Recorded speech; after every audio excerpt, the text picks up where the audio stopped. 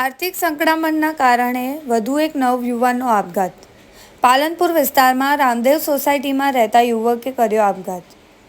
છેલ્લા ઘણા સમયથી આર્થિક તંગીના કારણે તણાવમાં આવી યુવકે જીવન ટૂંકાવ્યું. મૃતકના પિતા તથા ભાઈનું અગાઉ મોત થયું હતું. યુવક ડાયમંડમાં નોકરી કરી પોતાનું અને માતાનું ગુજરાન ચલાવતો હતો. ડાયમંડમાં નોકરી ગુમાવતા આર્થિક તંગીના કારણે આ ગંભીર પગલું ભર્યું.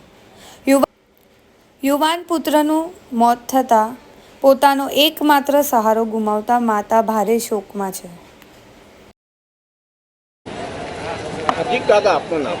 હા, માધુભાઈ, મારું નામ માધુભાઈ છે.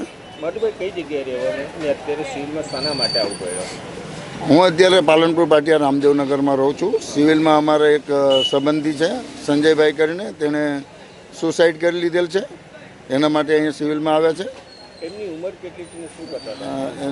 એની ઉંમર 30 વર્ષની છે ને હીરાની મજૂરી કરતા હતા ડાયમંડમાં, કતારગામ વિસ્તારમાં. અને આર્થિક રીતે આર્થિક સંકળામણને કારણે તેને આ પગલું ભર્યું છે. તેના ફેમિલીમાં ફક્ત એક એ અને એક એની બે જ છે.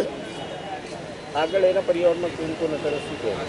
અગાઉ એના પરિવારમાં એને એક ભાઈ હતા, તેણે પણ આ રીતે સુસાઇડ કરી લીધું હતું.